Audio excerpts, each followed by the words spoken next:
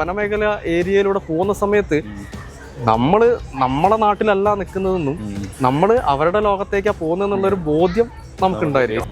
Door തുറന്നിട്ട് ഡോറിൻ്റെ ഉള്ളിൽ കൂടെ എല്ലാം ഒരു മകളെ വലിച്ചു കൊണ്ടുപോയിട്ട് കൊലപ്പെടുത്തിയിട്ടുള്ള ഒക്കെ ഉണ്ട്. കാറൊക്കെ ആവുന്ന സമയത്ത് കുറച്ചുകൂടി സേഫ്റ്റിയാണ്. ബൈക്കെല്ലാണെങ്കിൽ ബൈക്കെല്ലാം തൊട്ടടുത്തൊക്കെ പെട്ടുപോവാണെങ്കിൽ കാരണം ക്രോസ് ചെയ്യുന്ന സമയത്തായിരിക്കും നമ്മൾ വന്നിടുക. അവിടെയൊക്കെയാണ് നമ്മൾ സ്പോട്ടിൽ അവിടെ ഇട്ടിട്ട് ഓടുക എന്നല്ലാതെ വേറെ വഴിയില്ല. അപ്പോൾ നമ്മുടെ പാർക്കിലെ ക്യൂറേറ്റർ ആണ് അമൽ അല്ലേ? നമസ്കാരം.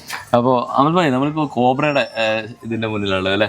അപ്പൊ ഇതിനകത്തൊരു 10-25 എണ്ണം ഉണ്ടെന്ന് തോന്നുന്നു. എല്ലാം ഇങ്ങനെ ക്ഷീണിച്ച് കിടക്കുന്ന പോലെ നമുക്ക് തോന്നുന്നത്. അപ്പൊ അതായത് ക്ഷീണം കൊണ്ട് കിടക്കുന്നതാണോ എന്താണ് ഇങ്ങനെ അതൊന്ന് എണീറ്റ് നടക്കും? കോബ്ര എന്ന് പറയുന്നത് നമുക്ക് എപ്പോഴും പത്തി വിരിച്ചിട്ടുള്ള ഒരു പാമ്പാണ്.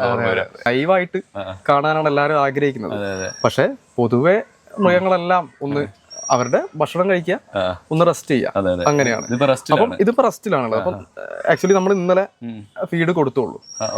ഇന്ന് കൊടുത്തില്ല? ഇല്ലില്ല, നമ്മൾ ആഴ്ചയിൽ ഒരു ദിവസമാണ് ഫീഡ്. ആഴ്ചയിൽ ഒരു ദിവസം മതി. നമ്മളെ പോലെ പെട്ടെന്നുള്ള ആ ഒരു ദഹന പ്രക്രിയ അവർക്കില്ല. അപ്പം അവരെന്ത് ചെയ്യും, ഭക്ഷണം കഴിച്ചിട്ട് ഒരു ദിവസം കഴിച്ചിട്ട് പിന്നെ എന്ത് ചെയ്യും, അത് ഒരാഴ്ച ആവുന്ന സമയത്തേക്ക് എന്ത് ചെയ്യും, ഡൈജഷൻ കംപ്ലീറ്റ് ആവാൻ വേണ്ടിയിട്ടുള്ളൂ. അങ്ങനെയാണ് അതിന്റെ രീതി. ഈ കിടക്കുന്നത് ഈ പറഞ്ഞ പോലെ ഇന്നലെ ഫീഡ് എടുത്തതിന്റെയും പിന്നെ അല്ലാതെ ഇവർ ഈ കൂട്ടായിട്ട് കിടക്കുന്നത് ഇവരിപ്പം കോൾഡ് ബ്ലഡാ, ശീതരക്ത ജീവികളാണ്. അപ്പൊ ഇവർക്ക് ടെമ്പറേച്ചർ മെയിൻറ്റെയിൻ ചെയ്യാൻ കൂടെ വേണ്ടിയിട്ട്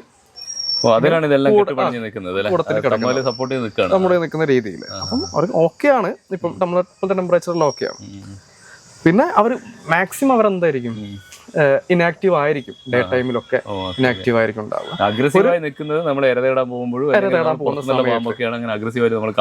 അതെ, ഒന്നാമത് ഇപ്പം ഈ പത്തി വിടർത്തുന്ന പറഞ്ഞില്ലേ, ഒന്ന് അത് ഭയന്നിട്ടും പിന്നെ പേടിപ്പെടുത്താൻ വേണ്ടിയിട്ടാണ് പത്തി വിടർത്തുന്നത്.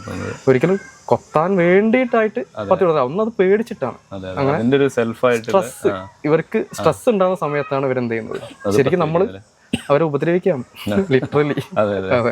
അപ്പൊ ഇവിടെ ഈ പാമ്പുകളല്ലാതെ വേറെ ഏതെങ്കിലും വൈൽഡ് ആനിമൽസ് ഉണ്ടോ? വൈൽഡ് സ്പീഷീസ് ആണ് ഇവിടെ ഉള്ള മുക്കാൽ ഭാഗവും. വൈൽഡ് സ്പീഷീസ് അല്ലാതെ നമുക്കൊരു ചെറിയ പെർസെന്റേജ് എക്സോട്ടിക് വരുന്നുണ്ട്. നമ്മുടെ പെറ്റ് സ്പീഷീസ് ആയിട്ട് വളർത്തുന്ന മറ്റു രാജ്യങ്ങളിലുള്ള സ്പീഷീസുകൾ, അതായത് ഇഗ്വാന, എമു, പിന്നെ റെഡ് ഇയർഡ് സ്ലൈഡർ, അങ്ങനത്തെ ജീവികൾ നമുക്കുണ്ട്. അതെ. പിന്നെ വൈൽഡായിട്ട് വരുന്നത് ഇപ്പം ജംഗിൾ കാറ്റ്, ബാക്കിയെല്ലാം വൈൽഡ് സ്പീഷീസ് തന്നെയാണ് നമ്മുടെ നേറ്റീവ് ആയിട്ട്. അതെ, കാട്ടുപൂച്ച, പിന്നെ മുള്ളംപന്നി, പാം സിവറ്റ്, മുതല. അതെ. വൈൽഡ് ലൈഫ് നമ്മുടെ ആളുകൾക്ക് ഏറ്റവും കൂടുതൽ താല്പര്യമുള്ള ഒരു മേഖലയാണ്. പക്ഷെ ആളുകൾ നമ്മളിപ്പോൾ ബന്ദിപ്പൂർ വനമേഖലയിലൊക്കെ പോകുന്ന വീഡിയോസ് ഒക്കെ കണ്ടിട്ടുണ്ട്. ആനേനെ അതുപോലുള്ള ഓരോ വന്യമൃഗങ്ങളെയൊക്കെ കാണുമ്പോൾ ആളുകൾ ബിഹേവിയർ വളരെ മോശമായിട്ട് തെറ്റായിട്ടുള്ള രീതിയിൽ ചെയ്യുന്നുണ്ട്. അപ്പോൾ അതിനെ പറ്റി ലഘുവായിട്ടൊന്ന് പറയാം. അത് ശരിക്ക് അറിയാലോ, ബന്ദിപ്പൂർ വനമേഖല എന്ന് തന്നെയാണ് പറയുന്നത്. അതിന്റെ ഉള്ളിലൂടെയാണ് വലിയൊരു വനത്തിന്റെ നടുവിലൂടെ ഒരു റോഡ് പോകുന്നത്. അപ്പം ശരിക്കും അത് കാടാണ്. കാടിന്റെ ഉള്ളിലൂടെയാണ് ആ റോഡ് പോകുന്നത്. അവരുടെ ലോകമാണ്. അവരുടെ ലോകം നമ്മൾ മുറിച്ചു എന്ന് മാത്രം. പിന്നെ ഈ ആനകളൊക്കെ അവരെ കുറ്റം പറയാൻ പറ്റില്ല. ഈ പോകുന്ന യാത്രക്കാർ അവർക്ക് ആനയെ കാണുന്ന സമയത്ത് ഒരു ആശ്ചര്യമാണ്. അപ്പൊ ആ സമയത്ത് അവർ നിർത്തും. പക്ഷെ എത്ര പറഞ്ഞാലും അത് എന്ത് ചെയ്യില്ല, നമുക്ക് ആ ഒരു ബോധ്യം ഉണ്ടെങ്കിൽ കൂടെ നമ്മൾ ആ സമയത്ത് അത് ചെയ്യില്ല. കാരണം നമ്മൾ വണ്ടറായിട്ട് നിന്ന് പോവാണ്. ഒന്നാമത് നമ്മുടെ നാട്ടിലുള്ള ആനകളെയൊക്കെ കണ്ട് ശീലിച്ചിട്ട് ഇത് നമുക്ക് പരിചയമുള്ള ആളാണെന്നുള്ള രീതിയിലാണ് അതിനോട് ഇടപെടുന്നത്. ഇത് എൻ്റയർലി ഡിഫറെന്റ് ആണ്. ഇത് ഉത്സവത്തിൽ ആന ആണെങ്കിൽ പോലെ എന്തായാലും ഒരു വൈൽഡ് ഇൻസ്റ്റിക്ട് അവർക്ക് ഉണ്ടാവുമല്ലോ. തീർച്ചയായിട്ടും. അതെ. അപ്പൊ അതിന് ഒരു ഉദാഹരണമായിട്ട് നമ്മളുടെ ഗോഡ്സ് ഓൺ ഷാക്കിൾസ് എന്ന് പറഞ്ഞിട്ടുള്ളൊരു ഡോക്യുമെന്റ് ഉണ്ട്. ഗോഡ്സ് ഓൺ ഷാക്കിൾസ് ഒരുപാട് അവാർഡ് കിട്ടിയ ഇതാണ്. അപ്പൊ അത് ഭൂരിഭാഗം മൊത്തത്തിൽ നമ്മളുടെ ഈ ഉത്സവത്തിന് ആനയെ എഴുന്നള്ളിക്കുന്നതും പിന്നെ അത് നേരിടുന്ന കുറച്ച് പ്രശ്നങ്ങളും മാനസിക സംഘർഷങ്ങളും ഒരിക്കലും അത് കണ്ടാൽ എനിക്ക് തോന്നുന്നത്, അത് കണ്ടാൽ ഒരിക്കലും നമ്മൾ ഉത്സവത്തിൽ പോയിട്ട് ആനയെ നോക്കിയെന്ന് ഒരിക്കലും ആസ്വദിക്കില്ല. അപ്പൊ അത് ഒന്ന് റെഫറൻസ് ആയിട്ട് ഏറ്റവും പേടിയാണ് തീ, ഏറ്റവും പിന്നെ അതിന് ഇല്ല, എന്ത് വേർപ്പ് ഗ്രന്ഥി ഇല്ലാത്ത ഒരു ജീവിയാണ് ആന. അപ്പൊ അത്രയും ചൂടില് നിൽക്കുകയാണ്. പക്ഷെ ഇപ്പൊ അല്ല, ഒരുപാട് മാറിയിട്ടോ, ഒരുപാട് കുറച്ചും കൂടെ ഇവരുടെ അതെ. എന്നാൽ പോലും പിന്നെ അത് ഒരു വിശ്വാസത്തിന്റെ പുറത്തുള്ള ഒരു കാര്യമാണ്. അതിൽ നമുക്ക് കൂടുതൽ ഇടപെടാനും പറ്റൂല. നമ്മളിപ്പോ പറഞ്ഞുകൊണ്ടിരുന്നത് ഉത്സവപ്പറമ്പിലുള്ള ആന നമുക്ക് കുറച്ച് പരിചയമുണ്ട്. അപ്പൊ ആ രൂപത്തിന്റെ കാട്ടിൽ കാണുമ്പോൾ അതിനോട് ഈ പരിചയ ആളുകൾ കാണിക്കുന്ന ഒരിക്കലും അങ്ങനെ ചെയ്യാൻ പാടില്ല. അപ്പം ഞാൻ പറഞ്ഞു വന്നൊരു കാര്യം, ഇത് കോറിഡോർ എന്ന് പറയും. കോറിഡോർസ് ഉണ്ടാവും. ഇവര് സീസൺ അനുസരിച്ചാണ് ഇവര് ഭക്ഷണവും നമ്മുടെ ബന്ദിപ്പൂരിലെ കാര്യമാണ്. അതെ ഭക്ഷണവും പിന്നെ ജലവും എല്ലാം തേടി പോകുന്നത്.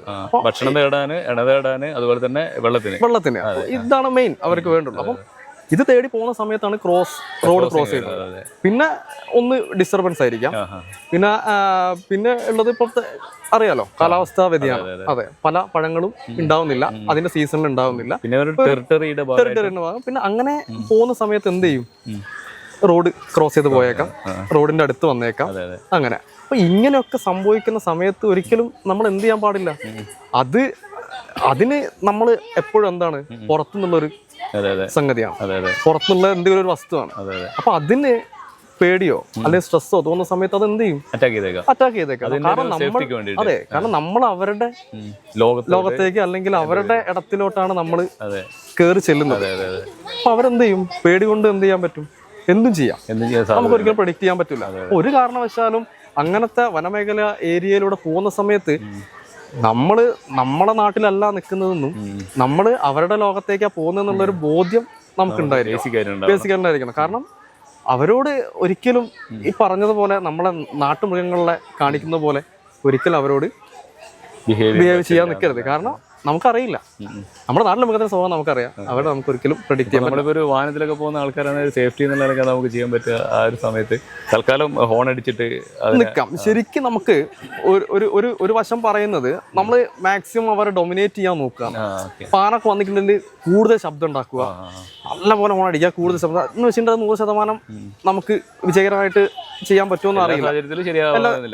കാരണം നമ്മൾ ഏറ്റവും കൂടുതൽ ഡൊമിനേറ്റ് ചെയ്യുന്ന സമയത്ത് ഇവര് തിരിഞ്ഞോടിയേക്കാം, പേടിച്ചിട്ട് പോയേക്കാം. പിന്നൊന്നുള്ളത് മാക്സിമം അവരെ ഡിസ്റ്റർബ് ചെയ്യുന്ന രീതിയിലുള്ള വെളിച്ചാണ് മെയിനായിട്ട്. അപ്പൊ ലൈറ്റ് ഓഫ് ചെയ്തിട്ട് ഇറങ്ങാതിരിക്കുക എന്നുള്ളതാണ് ഒന്ന്. അപ്പൊ ഇങ്ങനെ 1-2 കാര്യങ്ങൾ നമ്മൾ ശ്രദ്ധിച്ചേ പറ്റുള്ളൂ. പിന്നെ വണ്ടിയിൽ നിന്ന് ഇറങ്ങാൻ പാടില്ല എന്ന് പറയുന്നേക്കാം.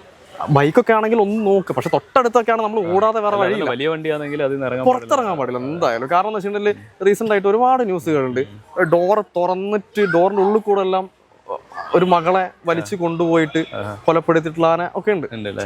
അപ്പൊ ഇത് കാറൊക്കെ ആവുന്ന സമയത്ത് കുറച്ചുകൂടി സേഫ്റ്റിയാണ്. ബൈക്കെല്ലാണെങ്കിൽ ബൈക്കെല്ലാം തൊട്ടടുത്തൊക്കെ പെട്ടുപോവാണെങ്കിൽ, കാരണം ക്രോസ് ചെയ്യുന്ന സമയത്തായിരിക്കും നമ്മൾ വന്നിടുക. അവിടെയൊക്കെയാണ് നമ്മൾ സ്പോട്ടിൽ അവിടെ ഇട്ടിട്ട് ഓടുക എന്നല്ലാതെ വേറെ വഴിയില്ല. അതെ. നമ്മൾ വിദേശ രാജ്യങ്ങളിലൊക്കെ പിന്നെ ഓപ്പൺ സൂലൊക്കെ ജീപ്പിൽ ഓപ്പൺ ജീപ്പിലൊക്കെ കൊണ്ടുപോകുന്നതാണ് ആൾക്കാർ, സഫാരി. അതിലും അറ്റാക്കിംഗ് ഒക്കെ നമുക്ക് പരിപൂർണ്ണ. അത് ആ സമയത്ത് ആനിമലിന് തോന്നുന്ന കാര്യം അത് ചെയ്തേക്കാം. പിന്നെ ബേസിക് ആയിട്ടുള്ള കാര്യങ്ങൾ, കോമൺ ആയിട്ടുള്ള കാര്യങ്ങൾ. ശരിക്കും വേണ്ടത് കുറച്ച് കോമൺ സെൻസ് ആണ്. എന്തൊക്കെ ചെയ്യാൻ പറ്റില്ല, അതായത് നമ്മളെക്കാളും വലിയൊരു ജീവി, നമുക്കറിയാത്ത, നമുക്ക് സ്വഭാവം കൃത്യമായിട്ട് അറിയാത്തൊരു വസ്തു അല്ലെ ഒരു ജീവി, അതിനെ നമ്മൾ എന്ത് ചെയ്യാൻ പാടില്ല, നമ്മളൊരു മുൻവിധി കൊണ്ട് അതിനെ നോക്കിക്കാണാൻ പാടില്ല. കാരണം ഞാൻ വൈൽഡ്, അതായത് എന്റെ റിസർച്ചിന്റെ ഭാഗമായിട്ടൊക്കെ ഞാൻ കാട്ടിലുള്ള സമയത്ത് മുന്നിൽ കണ്ടിട്ടുണ്ട്, പുള്ളിപ്പുലിയൊക്കെ മുന്നിൽ വന്നിട്ടുണ്ട്. പക്ഷെ ഞാൻ അന്നേരം സ്റ്റോപ്പ് ചെയ്തിട്ടുള്ളൂ. എന്റെ കൂടെ എൻ്റെ ഒരു ഗാർഡ് ഉണ്ടായിരുന്നു, ഞാൻ സ്റ്റോപ്പ് ചെയ്തിട്ടുള്ളൂ. അതൊന്ന് നോക്കും, പോവും. നമ്മൾ ശരിക്ക് എനിക്ക് തോന്നിയിട്ടുള്ളൊരു കാര്യം, നമ്മളെ ഈ കാട്ടിലൂടെ നമ്മൾ പോകുമ്പോൾ നമ്മളെ ഒരു 100 തവണ ഒരു കടുവ കാണും, 100 അല്ല 1000 തവണ കണ്ടിട്ടുണ്ടാവും. പക്ഷെ നമ്മളൊരു തവണ പോലും അവരെ കാണാൻ നമുക്ക് പറ്റിയെന്ന് വരില്ല. അത്രയൊന്നും. കാരണം അവരെന്താണ്, അവരെ നമ്മളെ മനഃപൂർവ്വം വന്നിട്ട് എന്ത് ചെയ്യില്ല, അറ്റാക്ക് ചെയ്യില്ല. ഈ മൃഗങ്ങൾ നമ്മൾ അറ്റാക്ക് ചെയ്യാനുള്ള റീസൺസ് എന്തൊക്കെയാണെന്നല്ലോ? ഒന്ന് ഇരതേടാൻ, പിന്നെ ഈ അതെ സെൽഫ് ഡിഫെൻസ് കാര്യങ്ങളാണ്. കടുവയൊക്കെ എന്ന് പറയുന്ന സമയത്ത് മാനീറ്റേഴ്സ് ആയിട്ട് മാറും. കാരണം ഏറ്റവും രുചിയുള്ള ഭക്ഷണം നമ്മളെ മനുഷ്യന്റെ മാംസ. അപ്പം അതിനൊരു തവണ അതിന്റെ ഒരു രുചി കിട്ടിക്കഴിഞ്ഞാൽ അവർ വീണ്ടും തേടും, മാനീറ്റേഴ്സ് ആയിട്ട് മാറും. പിന്നെ മെയിൻ ആയിട്ടുള്ള കാരണം, ഏതെങ്കിലും തരത്തിൽ ഇര തേടുന്ന സമയത്ത് അറ്റാക്കും അങ്ങോട്ടും ഇങ്ങോട്ടും അറ്റാക്ക് ചെയ്യുന്ന സമയത്ത് വൂണ്ട് വരാം, മുറിവ് സംഭവിക്കാം പുലികൾക്ക്. അപ്പം എന്താണ്, കാണുന്നതൊക്കെ അതിന്റെ ശത്രു അല്ലെങ്കിൽ തട്ടായിട്ട് അതിന് ഫീൽ ചെയ്യും. അങ്ങനെയാണ് ബാക്കി അറ്റാക്ക് വരുന്നത്. അതിനെന്തെങ്കിലും വിഷയം വരുന്നുണ്ടല്ലോ, അതൊരിക്കലും ഒരു പുലിയോ കടുവയോ ഒന്നും മനഃപൂർവ്വം വന്നിട്ട് അറ്റാക്ക് ചെയ്യില്ല. പിന്നെ ഈ ഇതിന്റെ ലഭ്യതക്കുറവ്, ഭക്ഷണത്തിന്റെ ലഭ്യതക്കുറവ് കൊണ്ട് കാടുന്ന് പുറത്തോട്ട് പിന്നെ പുറത്തോട്ട് വന്നിട്ട് പട്ടീനെയും ആടിനെയും ഒക്കെ ക്യാച്ച് ചെയ്യുന്നു മാത്രം. സമയത്ത് പോകുന്ന സമയത്ത് എന്നാലും അത് ചുരുക്കമാണ് ആൾക്കാരെ അറ്റാക്ക് ചെയ്യുന്നുള്ളത്. നമ്മുടെ ഈ ചില വീഡിയോസിലൊക്കെ കണ്ടിട്ട് ഈ കടുവയുടെ ഒക്കെ മുന്നിൽ ഈ വൈൽഡ് ഫോട്ടോഗ്രാഫർമാരൊക്കെ ഒരു മാസ്ക് ബേക്കിൽ ഫേസിന്റെ ഇത് വെക്കുന്നത് കണ്ടിട്ടുണ്ട്. അത് എന്താണ് അതിന്റെ സൈക്കോളജി? അത് ഇതുപോലെ തന്നെ, അത് ബാക്കിലൂടെ മാക്സിമം അവർ അറ്റാക്ക് ചെയ്യാൻ നോക്കുക. അപ്പൊ എന്ത് ചെയ്യും, അവരുടെ മിമിക് ചെയ്യാൻ വേണ്ടിയിട്ട് അവരെന്ത് ചെയ്യും, പുറത്ത് ഒരു മാസ്ക് വെച്ചിട്ടുണ്ടെങ്കിൽ രണ്ടും ഫ്രണ്ടും ബാക്കും ഒരുപോലെ തോന്നുകൊണ്ട് എന്ത് ചെയ്യും, കടുവ അങ്ങനെ ഒഴിഞ്ഞു മാറും. അതിന് വേണ്ടിയിട്ട് ചെയ്യുന്ന ഒരു മാർഗമായിട്ടാണ്. അപ്പോൾ ഇവിടെയുള്ള രാജവെമ്പാലയാണെങ്കിലും കോബ്രയാണെങ്കിലും ഒക്കെ വിഷമുള്ള പാമ്പുകളാണ്. അപ്പോൾ ഇതിന്റെ വിഷം ഏതെങ്കിലും രീതിയിൽ കളക്ട് ചെയ്യുന്നുണ്ടോ? ഇത് അല്ലെങ്കിൽ ഇതിന്റെ ശരീരത്തിൽ ഇപ്പോൾ വിഷം ഉണ്ടാവില്ല, ഇപ്പോൾ ഡേഞ്ചർ ആയിരിക്കുമല്ലോ ഇതിനെ കൈകാര്യം ചെയ്യാൻ. നമ്മളത് കളക്ട് ചെയ്യുന്നുണ്ടോ? അല്ലെങ്കിൽ ഇല്ല, നമ്മൾക്ക് ഒരിക്കലും നമ്മളുടെ ഇന്ത്യൻ വൈൽഡ് ലൈഫ് പ്രൊട്ടക്ഷൻ ആക്ടും പിന്നെ നമ്മുടെ CSRDA ഗൈഡ് ലൈൻസും ബാക്കിയുള്ള എന്തൊക്കെയാണോ ഇതിനെ സംരക്ഷിക്കാൻ പറ്റുന്നത് ആ നിയമപ്രകാരം നമുക്ക് ഒരിക്കലും എന്ത് ചെയ്യാൻ പറ്റില്ല, വെനം കളക്ട് ചെയ്യാൻ പറ്റില്ല. അത് ചെന്നൈയിൽ മാത്രമേ നമുക്കിപ്പം നിലവിൽ, ചെന്നൈയിലും വേറെ സ്ഥലത്തുണ്ട് തോന്നുന്നു, അവിടെ മാത്രമേ ഇന്ത്യയിൽ നമുക്ക് വെനം ഒഫീഷ്യലായിട്ട് വിത്ത് പെർമിഷനോടെ കളക്ട് ചെയ്യാൻ പറ്റുള്ളൂ. വയറൊന്നും പറ്റില്ല. പിന്നെ ഇവിടെയുള്ള പാമ്പുകളിൽ എല്ലാത്തിനും വിഷമുണ്ട്. വിഷം അങ്ങനെ നമുക്ക് എടുത്ത് കളയാം, അങ്ങനെയൊന്നും പറ്റില്ല. ഇത് ശരിക്ക് ഇഞ്ചക്ട് ചെയ്യുന്ന സമയത്ത് മാത്രമേ ഇത് വിഷമായിട്ട് മാറും. ബ്ലഡ് സ്ട്രീമിലേക്ക് എത്തുന്ന സമയത്ത് മാത്രമേ വിഷമായിട്ട് മാറുള്ളൂ. ഒരു പ്രോട്ടീൻ, അത് ഡൈജഷനും കൂടെ ഇവർ ഈ ഒരു പാമ്പുകളുടെ ഡൈജഷനെ സഹായിക്കാൻ വേണ്ടിയിട്ടാണ് ഈ വിഷം ശരിക്കുള്ളത്. അങ്ങനെ പറയാൻ പറ്റൂല. ഇരയെ ഇപ്പൊ വിഷമുള്ള പാമ്പുകള് വിഷം ഏൽപ്പിച്ച് ഇരയെ കൊന്ന് കഴിക്കുക. വിഷം ഇല്ലാത്തത് അതിനെ വരിഞ്ഞു മുറുകി കൊന്നിട്ട് കഴിക്കുന്നു. അതാണ് രീതി. ഇത് അകത്ത് പോയി കഴിഞ്ഞാൽ ജീവൻ നഷ്ടപ്പെടാൻ വേണ്ടിയിട്ടാണ് ഈ വിഷം ഉപയോഗിക്കുന്നതാണോ? എങ്ങനെ? അല്ല, ജീവൻ നഷ്ടപ്പെടാൻ വേണ്ടിട്ട് തന്നെയാണ്, കൊല്ലാൻ വേണ്ടിട്ട് തന്നെയാണ് എന്ത് ചെയ്യുന്നത്, കൊന്നിട്ടാണ് കഴിക്കുന്നത്. അതെ, കൊന്നു കഴിക്കുന്നത്. ജീവനോട് അകത്ത് പോയി കഴിഞ്ഞാൽ ഇതിന്റെ ഡിസ്റ്റർബൻസ് ആണല്ലോ. അതെ. അല്ലാതെ ഇതിന്റെ ഡൈജഷന് ഇതിന്റെ ഈ ഒരു പ്രോട്ടീൻ ഡൈജഷന് വേണ്ടിയിട്ട് ഹെൽപ്പ് ചെയ്യുന്നുണ്ട്. പാമ്പിന്റെ ഡൈജഷന് വേണ്ടിയിട്ട് ഹെൽപ്പ് ചെയ്യുന്നുണ്ട്. അപ്പൊ അത് ഇരയിൽ ഇഞ്ചക്ട് ചെയ്യുന്നതോടുകൂടിയിട്ട് അങ്ങനെയല്ല, മൊത്തത്തിൽ അതിന്റെ ഉള്ളിൽ തന്നെ ഡൈജഷന് വേണ്ടിയിട്ട്, അല്ലാതെ ഇഞ്ചക്ട് ചെയ്ത വിഷം ഡൈജഷന് വേണ്ടിയിട്ട് അങ്ങനെ ഹെൽപ്പ് ചെയ്യുന്നത് അല്ല. അതെ, ഇപ്പൊ നമ്മളുടെ വെള്ളയുടെ അല്ല ഈ മുട്ടയുടെ വെള്ള, അതും പ്രോട്ടീനാണ്. അതൊരു തരത്തിൽ നമ്മളിപ്പം ചിലപ്പം സിറിഞ്ചിൽ വൈറ്റ് മാത്രം കറക്റ്റ് ചെയ്തൊന്ന് നമ്മുടെ ശരീരത്തിൽ ഇഞ്ചക്ട് ചെയ്താൽ ചിലപ്പോൾ നമുക്ക് പ്രശ്നം വന്നേക്കാം. ഈ മുതല നമ്മുടെ മനുഷ്യന്മാരെ അറ്റാക്ക് ചെയ്യുമോ? അറ്റാക്ക് ചെയ്യുമെന്ന് വെച്ചാൽ ശരിക്കും വെള്ളത്തിൽ നിൽക്കുന്ന സമയത്താണ് ഇവർക്ക് സ്പീഡ്, ഇവർ മോർ കംഫർട്ടബിൾ കൂടും. അതെ. പിന്നുള്ളൊരു സംശയം അലിഗേറ്ററും ക്രൊക്കോഡൈലും. അപ്പൊ അലിഗേറ്റേഴ്സ് ആണ് എന്നാണ് ചില ആൾക്കാരൊക്കെ വിചാരിക്കുക. അലിഗേറ്റേഴ്സ് ഉണ്ടോ, അലിഗേറ്റർ ആണോ ഇത് എന്നുള്ളത്. പക്ഷെ അലിഗേറ്റർ ശരിക്കും നമ്മളെ ഇന്ത്യയിലില്ല. അലിഗേറ്ററും മുതലയും തമ്മിലുള്ള വ്യത്യാസം എന്ന് വെച്ചാൽ അവിടെ നമുക്ക് ജോ കാണാം. ശ്രദ്ധിച്ചു നോക്കിയാല് ജോ U ആൻഡ് V ഷേപ്പിലാണ്. അത് രണ്ടിനും യുവും വിയും ആയിട്ടാണ് അലിഗേറ്ററിനും മുതലേക്കായിട്ട്. അലിഗേറ്റർ എവിടെയാണ് കൂടുതലുള്ളത്? അലിഗേറ്റർ നമ്മളുടെ പുറനാട്ടിൽ, അപ്പം ആഫ്രിക്ക ആ ഒരു ഭാഗത്തൊക്കെയാണ്, ആമസോൺ ആ ഒരു ഭാഗത്തൊക്കെയാണ് അലിഗേറ്റേഴ്സ്. അലിഗേറ്റേഴ്സിന്റെ പല്ല് ഫുൾ അടഞ്ഞിട്ടായിരിക്കും. ഇത് കണ്ടില്ലേ, ഇതിലിപ്പം മുതലയുടെ പല്ല് നമുക്ക് വിസിബിൾ ആണ്, പുറത്താണ്ടാവുക. അപ്പൊ അവിടെ നോക്കിയാൽ നിങ്ങൾക്ക് കാണാൻ പറ്റും. വാ അടച്ചു കഴിഞ്ഞിട്ടുണ്ടെങ്കിൽ മുതലയുടെ പല്ല് പുറത്ത് കാണാം. പക്ഷെ അലിഗേറ്റേഴ്സിന് വാ അടച്ചു കഴിഞ്ഞാൽ പല്ലെല്ലാം ഉള്ളിലായിരിക്കും, നമ്മളെ പോലെ തന്നെ. അപ്പൊ അത് ഒരു പ്രധാന വ്യത്യാസമാണ്. പിന്നെ കുറച്ചുകൂടെ അഗ്രഷൻ കൂടുക അലിഗേറ്റേഴ്സിന്. പിന്നെ നമ്മുടെ മുതല സാധാരണ വെള്ളത്തിൽ നിന്നാണ് അവർക്ക് കുറച്ചും കൂടെ സ്പീഡും ഒരു കംഫർട്ടും അതിനകത്താണ്. അതെ. നമ്മുടെ ഇതിനകത്ത് കൂടുതൽ മുതലകൾ ഇങ്ങനെ വാ തുറന്നു വെച്ചിരിക്കുന്ന കാര്യമാണെന്നുണ്ട്. അത് എന്തെങ്കിലും ഇര പിടിക്കാൻ വേണ്ടിയിട്ടാണ് അല്ലെങ്കിൽ മറ്റൊന്നും കാര്യമുണ്ടോ? ഇല്ല, അത് തെർമോ റെഗുലേഷൻ എന്ന് പറയും. ഹീറ്റ് കൺട്രോൾ ചെയ്യാൻ വേണ്ടി.